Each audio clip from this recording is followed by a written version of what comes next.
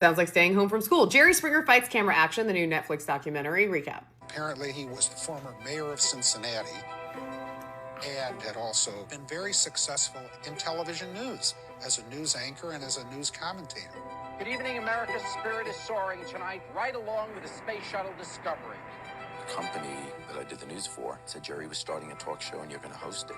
And that, I think, was the idea, that I would do news at night. We're going to see you again tomorrow. Until then, take care of yourself and each other. Good night. Good night. And then do the talk show during the day.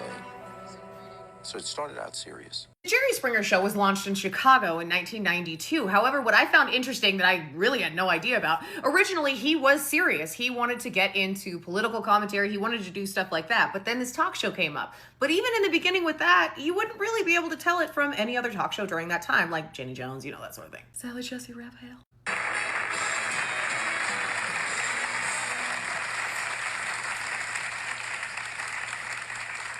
Just joined us. This is our first show. This resulted in a show that was completely indiscernible from other shows, and so their ratings were terrible. They were getting played at like 2 a.m. even though they were supposed to be daytime talk. And a lot of them kept saying, we never thought that we would top Oprah. Nobody could top Oprah, but see, that was foreshadowing, and they topped Oprah, so I saved you 30 minutes. Then they realized it's just not working, so let's see what we can do. They bring in a new producer who becomes the executive producer, Richard Dominick. Now, Richard Dominick is giving very Dan Schneider. I thought the show was terrible. It was just boring. You had a terrible host, a terrible show. The audience is 90.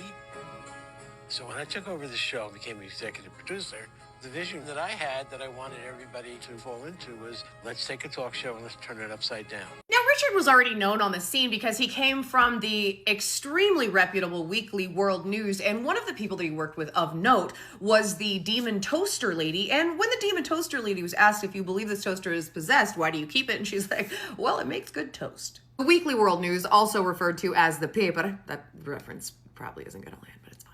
So dude says, you know what, if we're going to be on at 2 a.m., we're going to be 2 a.m. And that's when you start with the Jerry chanting and trying to, their goal was to make it seem like this was like this famous guy that you should know about, but you didn't, but nobody actually really knew about except outside of certain areas because he was a reporter. Anyway. Nobody likes it, especially once it starts doing all of this stuff, and the higher-ups are like, don't do that, we can't do that. Ooh, where are those ratings? Here's a 6-year contract, do whatever you want. I don't think anybody knew how crazy that show was going to be.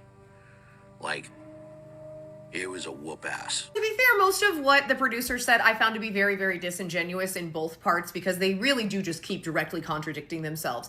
But they say that on this one, they had no idea how big this was going to be, even though it was an episode called Clanfrontation, where they had the white sheet guys on with people that they really don't like and were surprised when a huge fist fight broke out, and that was the first physical fight that was on Jerry Springer, and the ratings went through the roof. This is when they decide that the fighting is absolutely integral to the plot, no matter what you kind of have to do to get people there, if you're picking people from certain regions. I mean, it goes so far as Jerry has to defend the show and a lot of that stuff in official channels, because realistically, they're saying, like, this kind of is trash TV. And even the producers and everyone, they're like, well, it's not trash. I mean, obviously it got the ratings. A lot of us watched it, but I don't think any of us were watching it thinking this is cinema.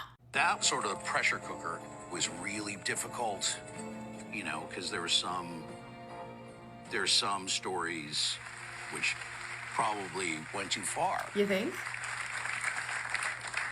Okay, help me out here. You honestly think it's okay that a brother and a sister sleep together? Yeah. Plus, they would do cold calling to certain regions, and this region they called the Springer Triangle, like Bermuda Triangle, right? Especially considering these were real people, you know, just coming into town from whatever small town America they live in. There's this triangle you can draw from like Tennessee to Ohio to Georgia.